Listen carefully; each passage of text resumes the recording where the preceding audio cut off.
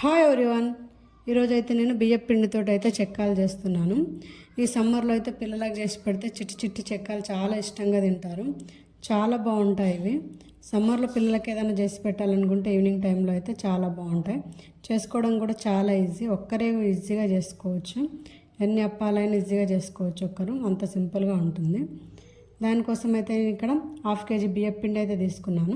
ఒక mixie jar తీసుకుని అందులోకి అయితే ఒక 5-6 పచ్చిమిర్చి, కొంచెం అల్లం ముక్క, వెల్లుల్లి రెబ్బలు, కొంచెం ధనియాలు, జీలకర్ర వేసి వాటిని అయితే బరకగా అయితే మిక్సీ పట్టుకున్నాను. మిక్సీ పట్టుకుని వాటిని అయితే పిండిలో వేసేసుకున్నాను. తర్వాత వచ్చేసి ఒక 2 స్పూన్ల కారము, తగినంత ఉప్పు, కొంచెం అయితే పసుపు వేసుకున్నాను. తర్వాత కాచిన ఆయిల్ వేసుకున్నాను, 1 స్పూను. ఆయిల్ వేసిన తర్వాత పిండికి మొత్తాన్ని అయితే బాగా పట్టేలైతే పట్టించుకున్నాను. ఎక్కువ వేడి వాటర్ కాకుండా కొంచెం గోరువెచ్చగా ఉన్న నీళ్ళతో అయితే పిండిని అయితే మొత్తం ముద్దలాగా అయితే కలుపుకున్నాను. ఇలా ముద్దలాగా కలుపుకొని మనకు కావాల్సిన సైజులో చిన్న చిన్న బాల్స్ని అయితే చేసి పెట్టుకోవాలి. ఒక్కరే చేస్తున్నాం కాబట్టి కొన్ని బాల్స్ అయితే చేసి పెట్టుకుంటే ఇలా రౌండ్గా చేసుకోవడానికి అయితే ఈజీగా ఉంటుంది. ఇద్దరు ఉంటే అయితే ఇంకా ఈజీగా ఉంటుంది చేసుకోవడము. ఒక్కరం కాబట్టి వాటిని అయితే బాల్స్ని అయితే చేసి అయితే పక్కకు పెట్టేసుకొని ఒక కవర్ అయితే తీసుకున్నాను నేను. ఆ కవర్కి అయితే లైట్గా ఆయిల్ అయితే అప్లై చేశాను. అప్లై చేసిన తర్వాత మనకు కావాల్సినన్ని బాల్స్ తీసుకొని వాటిపైన పెట్టి ఒక డొప్ప గిన్నెతో అయితే ఒత్తుకోవాలి. ఇలా అప్పాల్లాగా ఈజీగా అయిపోతుంది ఇలా చేసుకుంటే, ఎక్కువ కష్టపడకుండా. ఇలా అన్ని అప్పాలను అయితే ఒత్తేసుకున్న తర్వాత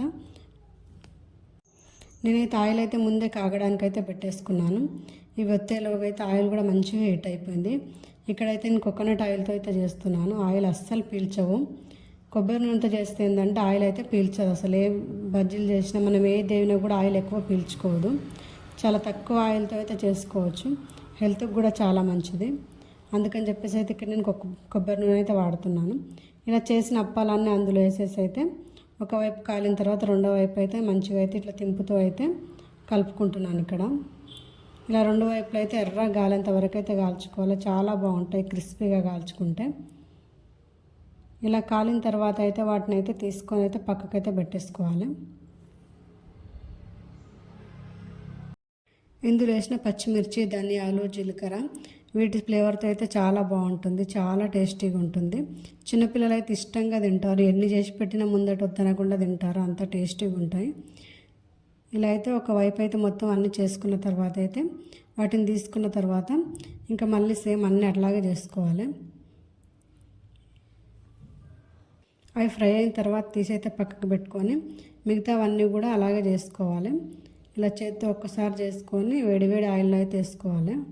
ఆయిల్ వేసేటప్పుడు కొంచెం జాగ్రత్తగా వేసుకోవాలి, చెయ్యి అయితే కాలుతుంది. ఇలా అన్నీ వేసుకున్న తర్వాత అవి కాలేలోగా అయితే మిగతావి కూడా చేసుకోవాలి. ఇలా ఒక్కటి కాలేలోగా ఇంకా మనకు కావాల్సినన్ని అయితే చేసి పెట్టుకోవచ్చు. ఇలాగ ఒక్కరు ఎన్ని కావాలన్నా చేసుకోవచ్చు ఈజీగా. చాలా సింపుల్ కూడా చేసుకోవడం. ఒక 1/2 అవర్లో మనకు కావాల్సినన్ని చేసుకోవచ్చు. నేను ఒక్కదైనా చేశాను. ఇక్కడ ఒక 1/2 kg పిండికి అయితే చాలా వచ్చాయి, చాలా టేస్టీగా ఉన్నాయి.